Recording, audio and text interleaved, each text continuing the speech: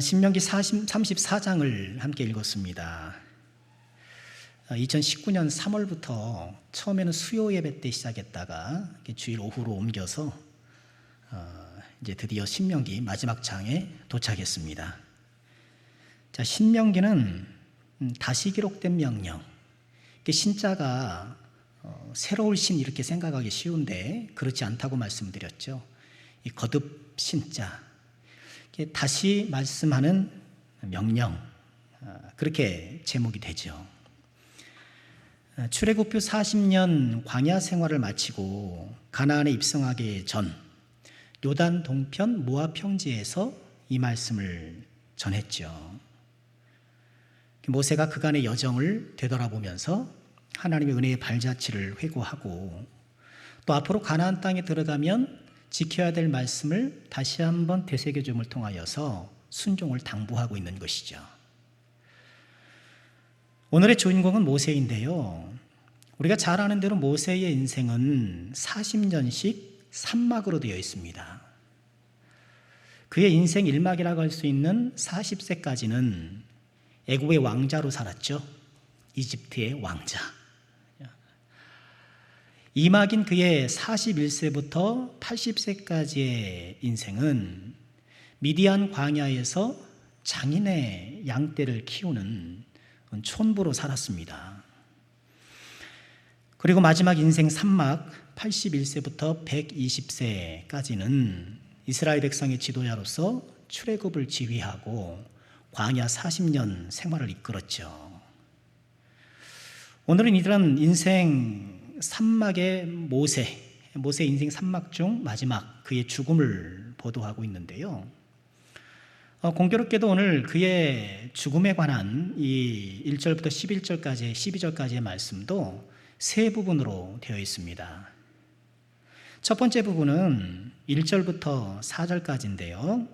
슬쩍슬쩍 보시면 임종 직전 가나안 온 땅을 바라보는 모세. 이 모세가 온 땅을 바라봐요. 두 번째 부분은 5절에서 8절까지인데요. 모세의 죽음과 장례에 대한 기록입니다. 모세가 죽었다는 거예요. 그리고 장례를 했다는 것. 그리고 세 번째 부분은 9절부터 12절까지인데 모세 사후의 조치와 또 사후에 관련된 그런 말씀들이에요. 이 세 부분을 우리 간략하게 살펴보면서 우리에게 주시는 교훈을 묵상해 보고자 합니다. 이 첫 번째 부분은 이 가나안 온 땅을 바라보는 모세죠. 모세가 느보산에 올랐습니다. 그리고 느보산에 올라 비스가 산 꼭대기에 이르렀지요. 그러니까 느보산은 보다 이 큰 산의 범위를 얘기를 하고 뭐 산봉우리가 하나만 있는 것이 아니잖아요. 여러 개 산봉우리 가운데에 비스가 산봉우리에 오른 것이죠. 그러니까 느보산에 올랐다 또는 비스간의 산에 올랐다 같은 이야기입니다. 제가 2013년 성지순례를 갔었을 때 이 느보산에 올랐었는데요. 거기에는 모세 놋뱀 조형물이 크게 있습니다. 제가 직접 찍은 사진입니다. 물론 저 자리가 모세 놋뱀이 세워졌던 자리는 물론 아니에요. 광야에서 있었던 일이니까. 근데 모세를 생각나게 하는 그런 조형물이기 때문에 아마 저기에 설치된 것으로 추정되는데요. 모세의 놋뱀 조형물이 있고요. 또 모세가 가나안 땅을 바라봤을 위치로 추정되는 곳에는 그 방향판, 지시판이 있습니다. 그 다음 사진인데요. 왜 웃으시죠? 저기 표지판에 뭐 흔히 관광지 가면 그렇잖아요. 이쪽 보면 뭐가 있고 저쪽 보면 뭐가 있고 뭐 그런 거잖아요. 그런 표시가 저렇게 쭉 돼 있어요. 막 40세가 되었을 때인데요. 전 날렵한 턱선 좀 보세요. 풍성한 더벅머리. 그리고 그때 올라갔을 때에 모세 기념교회가 한창 공사 중이었어요. 저는 뭐 교회 본 모습을 보지 못했고 저렇게 공사가 한창 진행 중에 있었고 지금은 예쁘게 교회가 완공된 것으로 보여요. 인터넷 찾아보니까 완공된 모습도 보여주시겠어요? 예, 저렇게 예쁘게 단장된 모세 기념교회가 세워져 있습니다. 하나님께서 모세를 이 비스가 산꼭대기로 올라오게 하셔서 온 가나안을 바라보게 하시는 거예요. 모세가 바라보았던 그 곳곳을 비교적 상세하게 소개하고 있는데 1절부터 보시겠어요? 모세가 모압 평지에서 느보산에 올라가 여리고 맞은편 비스가 산꼭대기름에 여호와께서 길르앗 온 땅을 단까지 보이셨다. 이 길르앗은 가나안의 북쪽 지역에 해당돼요. 북쪽 지역에 해당되고 2절에 보면 또 온 납달리와 에브라임과 므낫세의 땅과 서해까지와 유다의 온 땅과 2절에 언급되고 있는 지명들은 이스라엘의 중앙, 팔레스타인의 중앙 지역이고 3절에 네겝과 종려나무 성읍 여리고 골짜기 평지 소할 여기는 남쪽이에요. 그런데 지금 요단 동편에서 이렇게 가나안 땅을 바라보고 있으니 이 지명대로라면 이렇게 북쪽에서부터 이렇게 봤던 것 같아요. 이렇게 그렇겠죠. 북쪽, 중앙, 남쪽 이렇게 보았던 것으로 보여지고요. 특이한 것은 2절에 보면 서해까지 보았다. 서해까지 보았다 이렇게 전하고 있어요. 그런데 실제로 느보산에 올라서 서해는 지중해거든요. 거기까지는 안 보인다 그래요. 제가 갔을 때는 또 가는 날이 안갯날이라 아무것도 안 보이고 안개 구경만 했는데, 그리고 여기에 언급된 이 지명들도 비스가산 꼭대기에서 다 볼 수 있는 곳은 또 아니라는 거예요. 근데 마치 모세가 이 서해까지 다 바라본 것처럼 이렇게 얘기를 하는데, 만약 그것을 보았다고 한다면 높이를 더 올라갔어야 된다는 거예요. 그래서 아마도 하나님께서 모세를 이렇게 더 올리셨던 것이 아니겠는가, 공중으로 이렇게 올리셨던 것이 아니었을까, 그렇게 추정하게 되었고, 이런 생각이 발전되어서 중간기 시대에는 모세 승천기라는 이런 문헌도 있었어요. 모세 승천기라는 문헌도 있었는데, 물론 모세가 승천했다는 이런 사실이 아니라 여호수아에게 이제 어떤 말을 하는, 이거는 이제 창작이죠. 여호수아에게 이렇게 이야기하는 장면을 통해서 당시 시대를 비판하는 그런 내용인데, 거기에 나와 있는 여러 묘사들을 보면 모세가 승천했을 것으로 추정이 되는 그런 내용들이 나와요. 모세 승천기인데, 아마도 모세가 승천했을 리는 없죠. 그렇게 말씀하고 있지 않으니까. 그래도 모세를 이렇게 더 멀리 보도록 올려주셨을 가능성은 있지 않았을까. 여하간 천국 가면 알아버리라. 천국 가서 보면 될 일이에요. 자, 우리가 묵상해 볼 것은 이렇게 가나안 온 지경을 보게 하신 이유가 뭐냐는 거예요. 너는 가나안을 보지만 들어가지는 못하리라고 하는 말씀을 이전부터 하셨거든요. 오늘도 말씀하시지만, 가나안 온 지경을 보여주시는 이유는 그토록 바라던 가나안을 들어가지 못하는 모세를 달래주려는 그런 의도도 있었을 것 같아요. 그러나 그것은 전부가 아닌 것 같아요. 성경학자들은 하나님께서 이처럼 온 지경을 보여주시는 이유를 고대 사회에 있었던 부동산 계약 관행, 거기에서 온 것이라고 봐요. 지금도 그렇지만 부동산의 소유권을 넘길 때에는, 매매 계약을 할 때는 부동산을 보여주죠. 안 해보셨어요? 아니, 집 사는데 보고 사지 말만 듣고 사는 사람이 어디 있어요. 땅 사는데 가서 땅을 보고 사고, 뭐 팔 때도 보여주고 파는 거지. 당연한 것 아니겠습니까? 지금 이 모세에게 이렇게 가나안 땅을 보여주시는 것은 가나안을 못 들어가는 모세를 달래주는 것뿐만이 아니라, 봐라, 이것이 내가 너희에게 약속한 땅이다. 내가 이 땅을 너희에게 줄 것이다 하면서 이스라엘의 대표로 서 있는 모세에게 그 땅을 넘기시는 과정이다. 그렇게 보고 있는 거예요. 굉장히 가능성이 높죠. 그래요. 지금 하나님께서 이 가나안 땅을 보여주시면서 하나님께서 하셨던 그 약속이 지금 너희에게 이루어지고 있다라고 말씀하고 계시는 거예요. 여기서 우리가 어떤 하나님을 만나나요? 역시나 그 약속에 충실하신 하나님. 하나님의 약속을 저버리지 아니하시고, 우리는 그렇잖아요. 약속해놓고도 잊어버리고, 약속할 때는 상황이 됐는데 시행할 때가 되니까 상황이 안 돼. 지키고 싶어도 못 지키고. 그러나 하나님께서는 약속을 해놓고 잊어버리시는 분도 아니요, 번복하는 분도 아니요, 그 약속하신 것을 반드시 이루실 분인 거예요. 지금 모세가 그 광경을 보고 얼마나 감사했을까요? 비록 본인은 못 들어간다 하지만 지금 하나님께서 그 약속하셨던 이 땅, 지금 이 모세와 함께한 이스라엘 백성 중에 이 가나안 땅을 본 사람은 아무도 없어요. 그들은 다 자자손손 어디서 나고 자랐습니까? 애굽에서 나고 자란 거예요.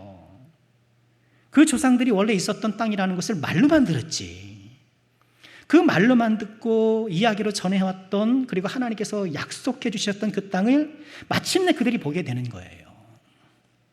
이 말로만 듣던 가나안을 눈으로 보았듯이 우리도 말로만 듣던 천국을 실제로 보게 될 거예요. 이스라엘 백성들이 가나안을 본 적이 없는 것처럼 우리 크리스찬 중에, 이 땅을 살아가는 크리스찬 중에 천국을 본 사람이 어디 있어요? 하나님 나라를 본 사람이 없어요. 그러나 지금 그들이 보지 못했던 가나안을 이렇게 보게 되는 것처럼 우리 역시 보지 못했던, 말로만 들었던 그 천국을 마침내 들어가게 될 거예요.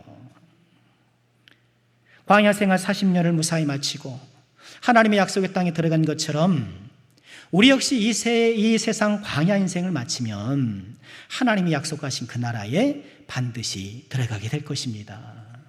이스라엘 백성들의 이 모습이 우리에게 소망이요, 확실한 근거가 되는 것이죠. 그러니 힘을 냅시다. 힘을 냅시다. 적과 꿀이 흐르는 가나안 땅을 소망 삼아 광야 결핍의 땅을 견뎌내고 이겨냈던 이스라엘처럼 우리 역시 이 광야 인생, 결핍의 인생을 믿음으로 인내하며 걸어가기를 주님의 이름으로 축원합니다. 주님은 우리의 믿음의 수고가 결코 헛되지 않게 하실 것입니다. 오늘 말씀 두 번째 장면은 5절부터 8절까지인데 모세의 죽음이죠. 오늘 말씀은 모세가 분명히 죽었다고 전합니다. 5절 말씀 보면 여호와의 말씀대로 죽었다 이렇게 되어 있는데요, 여호와의 말씀대로 죽었다, 이것을 직역하면 여호와의 입에 의해 죽었다. 그래서 이것을 여호와의 입맞춤으로 죽었다 이렇게 이해하는 부분이 있고, 그래서 시간이 지난 후에는 평온한 죽음을 이루는 관용적인 표현, 그렇게 그쪽 문화권에서는 발전이 되었던 모양이에요. 평온하게 죽은 것. 또 하나님의 복 가운데 하나 아니겠습니까? 평온하게 이 삶을 마감하는 것도 그런 것인데 모세가 그랬다라는 거예요. 모세의 시신은 모압 땅에 있는 한 골짜기에 장사되었습니다. 누가 장사했을까요? 누가 했을까요? 여호수아가 했을까요? 그럴 수도 있겠는데 전반적으로 보면 하나님이 장사하셨어요. 하나님이 장사하셨기 때문에 그가 묻힌 곳을 아는 사람이 아무도 없는 거예요. 누가 다른 사람이 장사했다라고 하면 알겠죠. 그리고 그 매장지가 암암리에 이렇게 전달될 수도 있었을 것 아닙니까? 그런데 그의 묻힌 곳을 아는 자가 아무도 없다라고 성경은 이야기하고, 하나님께서 직접 모세의 시신을 매장한 것으로 보는 것이 옳습니다. 하나님께서는 왜 모세의 이 무덤을 비밀에 붙이셨을까? 본문은 말씀하지 않지만 모세를 과도하게 신뢰하지 못하도록 방지했던 것이다 라고 하는 것이 설득력이 있어요. 사람들은 그렇잖아요. 눈에 보이는 것을 신뢰하고 특별히 눈에 보이는 사람을 영웅화하는 경향이 크거든요. 우리 기독교에도 영웅주의가 한때 좀 팽배했어요. 그래서 어떤 뛰어난 성취를 이루신 목사님을 너무 이렇게, 뭐 귀하고 훌륭하신 분인 건 사실입니다만, 아니, 목사님을 너무 그렇게 존경하다 보니까 영웅화시키는 그런 측면이 없지 않아 있었거든요. 저는 그렇게 될 사람은 아닙니다만, 존경하는 것과 그것이 과도해서 영웅화시키는 것은 좀 아니죠. 모세를 영웅화시키려는, 또는 그의 매장지를 일종의 유적지 삼아 또는 우상처럼 섬길까 염려하여서 하나님께서 그의 무덤을 비밀에 붙이셨다. 설득력 있는 그런 해석이에요. 유다서 1장 9절에 보면 흥미로운 구절이 있어요. 천사장 미가엘이 모세의 시체에 관하여 마귀와 다투어 변론할 때. 이건 성경에 나와 있지 않는 내용인데 이거 중간 시대에 있었던 그 문헌의 일부를 인용한 거예요. 그러니까 신약 시대, 그러니까 구약과 신약 시대가 약 400년 있잖아요. 말라기부터 마태복음이 400년인데 이 400년 동안 사람들이 그냥 잠자고 있었던 건 아니죠. 성경이 기록되지는 않았으나 많은 사람들이 성경은 아니지만 소위 말하는 기독교 서적을 많이 이렇게 썼단 말이에요. 근데 그런 것 내용 가운데 하나가 이런 부분이 있는 거예요. 사람들이 이것을 정설로 이렇게 믿은 것은 아니지만 그래도 사람들이 일반적으로 알고 있는 또 인정하고 있는 그런 내용 가운데 하나였던 거예요. 그러니까 미가엘이 모세의 시체에 관하여 마귀와 다투어 변론했다. 어떻게 다투었는지, 어떻게 변론했는지는 구체적으로는 나와 있지는 않지만 이 하나님께서 모세의 무덤을 비밀로 붙이시고 모세의 시신 위치를 비밀로 붙이신 것으로 보았을 때에 마귀는 모세의 시체를 공개하려고 했던 것이 아니었겠는가? 그리고 그것을 미가엘이 막았던 것이 아니었을까? 그렇게 생각이 되는 거예요. 이 구절 말씀을 잠깐 한번 보면 변론할 때 감히 비방하는 판결을 내리지 못했다. 그러니까 미가엘이 감히 비방하는 판결을 내리지 못했다고 하는 것은 마귀가 무서워서 감히 덤비지 못했다 이런 뜻이 아니고요. 미가엘조차 비방하는 판결, 이 판결은 하나님이 하시는 거기 때문에 미가엘 천사장조차 함부로 비난하거나 판단하지는 않았다 그 뜻인 거예요. 그러니까 이걸 두고 미가엘이 마귀를 두려워해서 그런 것은 아니라는 건 잠시 오해로 수정하고요. 하나님은 모세의 시체를 감추시고 반면에 마귀는 모세의 시체를 공개하려고 그렇게 했던 것으로 보는 거예요. 이게 뭔가요? 여전히 마귀는 죽은 모세로 사람들을 현혹하라고 하는 거예요. 뭔가 사람들이 더 관심 있어 하고 하나님보다 더 의지할 만하고 더 아름답고 뭔가 더 나에게 감각적으로 다가오는 무엇이 있다고 한다면 그것을 더 의존하게 하고 의지하게 하려는 것. 죽은 모세로 사람을 빼앗으려고 했던 것처럼 여전히 이 세상의 재물이든 명예든 쾌락이든 무엇이든 간에 본질상 죽어있는 이 세상의 것들로 우리의 마음을 훔치려고 있다는 거예요. 지금 모세는 매장됐어요. 그의 역할을 다 하고 매장이 됐어요. 모세는 부활하면 안 돼요. 예수님은 부활하셔야 되지만 모세는 부활하면 안 되는 거예요. 나중에는 부활하겠지만 죽은 모세는 매장되어야 되는 것처럼 우리도 마땅히 죽어야 될 이 세상의 어떤 것들은 세상 것들이 우리 마음속에서 매장돼야 돼요. 자, 세 번째 장면은 모세와 같은 선지자, 모세 사후 후속 조치에 관한 그런 내용들인데요. 먼저 오늘 말씀은 모세 사후에 모세의 후계자가 누가 될 것인가를 재확인합니다. 9절 말씀 볼까요? 모세가 눈의 아들 여호수아에게 안수하였으므로 그에게 지혜의 영이 충만하니 이스라엘 자손이 여호와께서 모세에게 명하신 대로 여호수아의 말을 순종하였더라. 모세의 후계자는 여호수아. 여호수아는 일찌감치 모세의 후계자로 내정이 되었습니다. 우리 신명기 몇 주장은 우리 함께 나누면서 모세가 남긴 세 가지 유산 기억나죠? 첫 번째가 뭐예요? 모세가 남긴 세 가지 유산 첫 번째가 뭐죠? 모세가 남긴 유산 첫 번째는 사람, 여호수아, 사람을 남겼고 두 번째 뭘 남겼어요? 기록된 율법을 남겼고 모세오경을 남겼고 세 번째 뭘 남겼어요? 노래는 또 다 아시네. 노래는 다 아시네요. 맞아요. 세 가지를 남겼는데 그 첫 번째 유산이 여호수아예요. 9절 말씀은 모세가 여호수아에게 안수했다. 즉 후계자로 이렇게 임명을 했다는 얘기겠죠. 그러자 지혜의 영이 충만했고 이스라엘 자손이 모세에게 명령하신 대로 여호수아의 말을 순종했다. 모세에게 했던 것처럼 여호수아에게도 순종했다 얘기인 거예요. 평화적으로 또 아주 아름답게 리더십이 이양되었고, 여호수아는 준비된 사람이잖아요. 광야 행군 초기에 아말렉과의 전투에 선봉으로 설 만큼 무장으로서의 능력도 인정받았고, 가데스바나에서 파송된 12명의 정탐꾼 중에 한 명이었죠. 그 지파를 대표하는 그런 리더십도 인정받았고, 고라당의 반역 때에 모세 곁을 떠나지 않는 그런 충성심을 보였어요.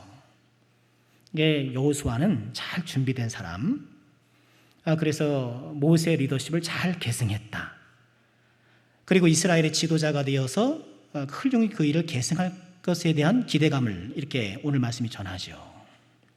그런데 동시에 오늘 말씀은 여호수아가 모세를 잘 계승하기는 하나 모세만은 못했다라고도 전해요. 10절 말씀이에요. 그 후에는 이스라엘의 모세와 같은 선지자가 일어나지 못하였다. 모세는 여호와께서 대면하여 하시던 자다.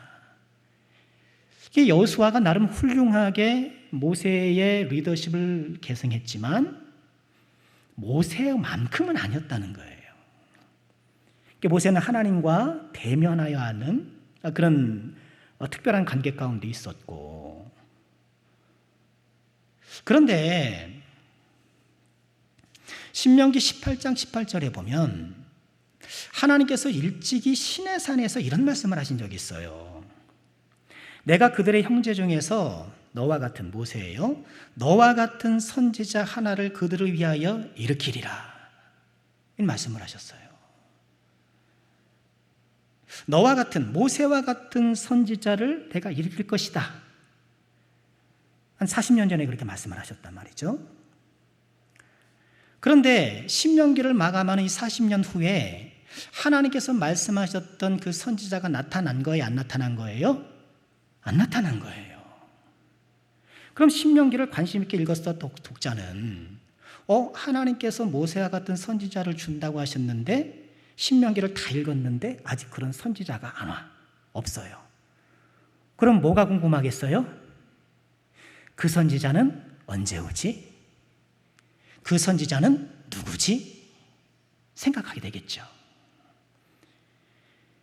이후 이스라엘 역사에 수많은 선지자들이 나타났지만 모세와 같은 막강한 영향력 또는 하나님과의 깊은 교제, 그런 선지자들은 나타나지 않았죠. 그런데 우리가 성경의 전체적인 조망 가운데에 이런 모세와 같은 선지자가 누구시라는 것을 보게 되어 예수 그리스도, 예수님이라는 것을 알게 되는 거예요. 모세와 같은 선지자, 신명기 18장에서 말씀하셨는데 아직 신명기가 끝나는 시점에 나타나지 않았고, 또 이후의 모든 이스라엘 역사 가운데서도 나타나지 않았던 그 선지자가 언제 나타났어요? 2000년 전 예수님으로. 2000년 전 예수님이 바로 그 선지자라는 거예요. 그렇기 때문에 이 신명기 말씀은 신명기를 마감하면서 모세와 같은 선지자를 기대케 하고, 즉 우리로 하여금 예수 그리스도를 바라보고 기대하게 하는 거예요. 신명기의 마무리는 신명기의 마무리이기도 하면서 창세기부터 시작된 모세 오경의 마무리죠. 모세 오경 이 율법서는 결국 어떻게 마감이 되는 거예요? 모세와 같은 선지자는 언제 올까? 하나님께서 말씀하신 그분은 언제 오실까? 그런 기대감을 갖게 하고 그런 기대감을 통해서 우리 예수님을 바라보게 하는 거예요. 그래서 성경은 구약이 되었든 신약이 되었든 예수님을 가리키는 거예요. 구약 성경은 오실 예수님을, 신약 성경은 어떤 예수님을요? 오신 예수님을. 성경의 중심은 언제나 예수님이라는 거예요. 신명기를 마감하면서 그러면 우리는 어떻게 해야 될까요? 지금 이 신명기라는 손가락이 가리키고 있는 바 예수 그리스도를 바라보는 거예요. 지금 이 사람은, 이 모세는, 이 시대 사람들은 아직 그분을 나타나지 않았지만 우리는 이미 그분이 나타나셨고 그분이 우리를 위해서 모든 일들을 이루어 주셨을 뿐만 아니라 성령으로 우리의 심령 가운데 함께 하시고 그 예수님을 바라보기로 다시 한번 마음에 다짐하고 이 예수님을 따르기로 결단하는 것. 신명기를 읽고 묵상했던 우리들이 다시 한번 마음속에 다짐해야 될 신앙의 다짐이라는 거예요. 그런데 우리는 누구를 바라봐야 될까요? 우리가 믿고 따르는 예수님을 바라보시기를 주의 이름으로 축원합니다. 지금 이스라엘 백성들이 광야에서 지금 누구만 바라보고 갔습니까? 물론 하나님도 바라보고 했지만 그들이 당장 바라보는 것은 모세였어요. 모세 바라보는 거예요. 모세를 바라보고 모세가 가자마자 쫓아가는 것 아닙니까? 항상 좋은 일만 있었던 건 아닌 거예요. 어떨 때는 아이고 물도 없고, 어떨 때는 왜 이렇게 뜨겁고, 어떨 때 보면 모세가 시원치 않아 보이고. 그러나 끝까지 이 모세를 따라갔던 사람들이 결국 이 가나안에 들어갔던 것처럼 우리가 주님을 따르는 길에 때때로는 목마를 때도 있을 것이고 이 주님의 리더십이 자꾸 의심되는 때가 있어요. 왜 이렇게도 하실까? 왜 주님은 나에게 이런 것밖에 안 주셨을까? 이렇게 가면 좀 빨리 가는데 내가 생각하면 이렇게 가면 참 빠르고 너무너무 좋을 것 같은데 왜 내 인생을 자꾸 돌리기만 하시는 것 같을까? 때때로 예수님께서 우리를 인도하시는 그 리더십이 의심스러울 때가 있고 불만족스러울 때가 있고, 그러나 그럴 때마다 우리의 마음을 다시 한번 다잡아서 예수님을 바라보고 그 길을 따라갈 때에 그 길이 구원의 길이요 생명의 길이요 영생의 길이라는 것을 우리 꼭 믿으시길 바랍니다. 그러니 다시 한번 우리가 예수님을 따르기로, 우리 예수님께서 기대하시는 사람이 되도록, 우리 예수님께서 원하시는 일들을 행하도록 우리의 모습을 다듬어가면서 예수님이 가신 길을 힘있게 걸어가는 저와 여러분이 꼭 되어야 되겠습니다. 우리에게 은혜로 내어주신 이 믿음의 길, 비록 우리 삶은 광야 인생이요 여러 결핍의 문제들이 우리를 힘들게 하고 우리를 지치게 할 때가 있지만, 그러나 우리 앞서 가신 예수님을 따라갈 때에 결코 실망치 않음을 우리가 다시 한번 확신하고 이 믿음의 길을 더욱더 힘차게 소망 가운데 믿음 가운데 걸어가는 저와 여러분 우리 모두가 될 수 있기를 주님의 이름으로 축원합니다.